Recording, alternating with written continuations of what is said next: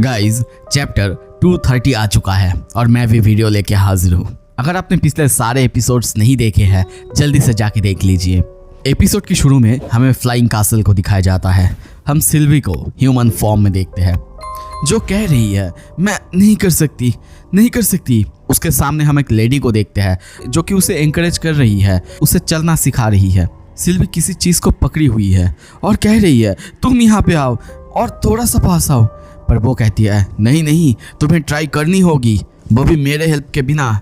ये सुन के सिल्वी थोड़ा सा मोटिवेट होती है और धीरे धीरे चलने की ट्राई करती है। वो धीरे धीरे जाने भी लगती है। वो लेडी बहुत ज़्यादा खुश होती है, पर तभी वो पैर से पैर लग के नीचे गिर जाती है। वो लेडी उसे पकड़ने के लिए आगे बढ़ती है, पर दोनों नीचे गिर जाते हैं, एक दूसरे को देखते हैं और ज़ोर से हंसने लगते हैं।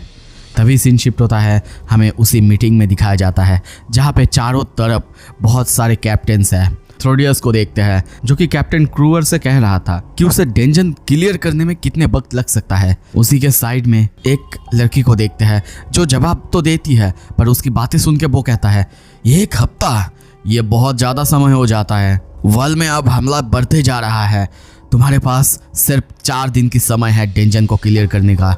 मैं बस इतना ही वक्त तुम्हें दे सकता हूँ। आर्थर ये सब कुछ देख रहा था, पर तभी पूछता है पर सर अगर ऐसे ही हम वक्त को घटाते चले जाए तो कैजुअलिटीज बढ़ते रहेंगे। और वो सोचता है मन में हाँ मानता हूँ, मेरे मन में उनके लिए एक नेगेटिव भावनाएं हैं क्योंकि मैं जैस्मिन का दोस्त हूँ, पर यहाँ पे मैं उसके दोस्त के रूप में नहीं बल्कि एक लेंस के रूप में हूँ। पर जो भी हो, चाहे थ्रोडियस कैसा भी हो अपने फैमिली के साथ, वो एक बहुत अच्छा लीडर है। इस तरफ मीटिंग चल रहा था। थ्रोडियस सबको जल्दी करने के लिए कह रहे थे और वो सारे कैप्टन्स भी उन्हें समझा रहे थे कि उन्हें थोड़ा सा और वक्त चाहिए, पर वो अंत तक कहते हैं 4 दिन, सिर्फ 4 दिन कैप्टन क्रूअर। आर्थर उसकी लीडरशिप देख के थोड़ा सा इम्प्रेस हो रहा था। तभी वो दूसरे कैप्टन से पूछता है और क्या प्रोग्रेस चल रहा है, नया जो रूट बन रहा है ट्रेल ब्लेजर डिवीजन का।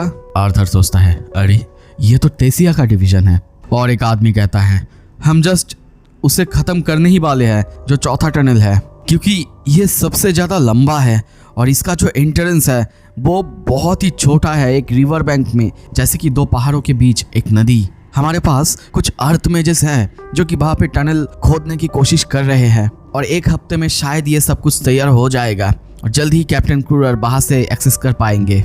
ये सुन के थ्रोडियस वर्ल्ड के जो वर्कर्स हैं उन्हें रात को वहाँ पे लाके काम करने के लिए कहते हैं ताकि ये काम और जल्दी हो जाए। और तभी वो पूछता है और टेलीपोर्टेशन गेट का कोई अपडेट या फिर कुछ है। ये सुनते ही आर्थर कहता है क्या टेलीपोर्टेशन गेट। वो कहता है हाँ, जो भी अटैक्स हो रहे हैं वर्ल्ड पे वो बहुत ज़्यादा कांस्टेंट है, हमें नए ट्रूप्स को हर दिन भेजना पड़ रहा है और अभी के लिए उनके पास बाहर जाने का सबसे अच्छा रास्ता है जो अंडरग्राउंड में चैनल्स है उससे, पर वो रास्ता खतरनाक है। वो टनल्स कभी कभी टूट जाते हैं। हालांकि जो ट्रेन की बात बताई गई थी वो अभी बनाया जा रहा है और उसका काम शायद जल्दी यहाँ पे ख़त्म हो जाएगा और उसके बाद शायद जल्दी हम टेलीपोर्टेशन गेट को एक्सेस कर पाएंगे। और इससे पहले हो सकता था अगर हम कोई और टेलीपोर्टेशन गेट को ढूंढ पाते और फिर हम उन्हें सिटी के गेट से कनेक्ट करते, पर यह बहुत मुश्किल है।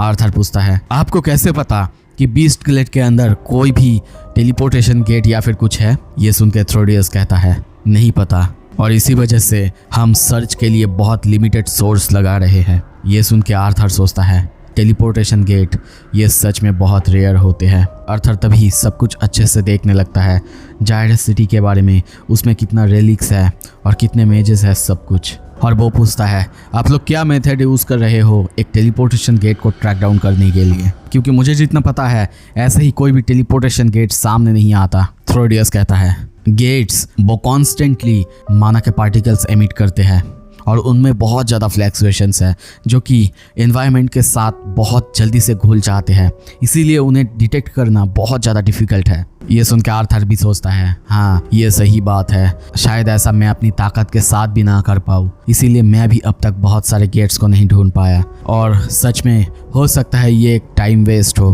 क्योंकि हो सकता है कि यहाँ पे कोई गेट ना हो। ये सुन के वो कहता है हाँ अब मैं समझा। तभी थ्रोडियस कहता है माफ़ करना लेंस आर्थर, आपको यहाँ पे बैठना पड़ रहा है, पर मैं जल्दी ही इस मीटिंग को ख़त्म करूँगा। तभी आर्थर कहता है, एक्चुअली अगर आप इस मीटिंग को ख़त्म करने वाले हैं उससे पहले मैं कुछ कहना चाहता हूँ। तभी सीन शिफ्ट होता है, सिटी में दिखाया जाता है चारों तरफ लोग, ऐसा लग रहा है जैसे कि यहाँ पे कुछ भी नहीं हो रहा है, एक बहुत ही पीसफुल सिटी। पर तभी आर्थर को देखते हैं जो कि शहर में चारों तरफ देख रहा है।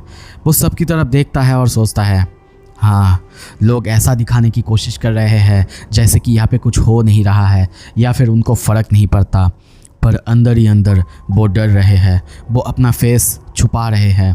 तभी वॉल के दूसरी तरफ दिखाया जाता है, वहाँ पे हमला हो रहा है। आर्थर वहाँ पे देखता है, तभी एक बंदा उसके शू देख के कहता है, ए बच्चे, यहाँ पे आ जाओ और शू पहनो, तुम्हारे लिए बहुत अच्छा शू मेरे पास है जो कि तुम्हारे पैर में बहुत अच्छे से फिट होंगे।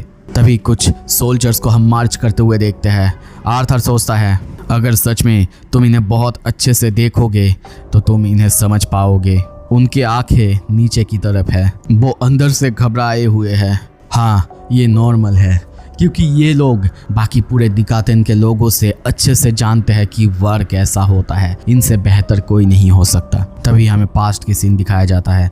वहाँ पे उसकी बातें सुन के थ्रोडियस कहता है, बहुत इंटरेस्टिंग है जनरल आर्थर, आप कह रहे हैं कि अल्क्रेयंस वो बहुत ही लिमिटेड तरीके से स्पेशलाइज मैजिक को यूज़ कर सकते हैं, पर हाँ, वो प्रोटेक्टिव शील्ड जैसा कुछ यूज़ भी करते हैं। पर उसकी बातें सुन के बाकी सब कन्विंस नहीं हो रहे थे, उनको अभी भी शक था, वो डर रहे थे सब कुछ छोड़ने से क्योंकि इस इंफॉर्मेशन से उनको पूरी तरह से विश्वास नहीं हो रहा था। थ्रोडियस कहता है, हाँ मानता हूँ, हमारे दुश्मनों का मैजिक हमसे बहुत ज़्यादा डिफरेंट हो सकता है, इसका मतलब ये नहीं कि वो बेहतर है। आर्थर भी ये सुन के कहता है, हाँ, अच्छे से स्टडी करो और उसके फ्लॉस को ढूंढो, काउंसिल को इसका कुछ रिपोर्ट ज़रूर चाहिए होगा। यहाँ पे आर्थर को देखते हैं प्रेजेंट में वो खा रहा था और सोच रहा था, यहाँ तक कि उनको मैंने सब कुछ बता दिया था, एम्बेलम, मार्क्स, क्रेट्स, रेगलियस, सब कुछ, पर फिर भी उनको पूरी तरह से विश्वास नहीं हो रहा था।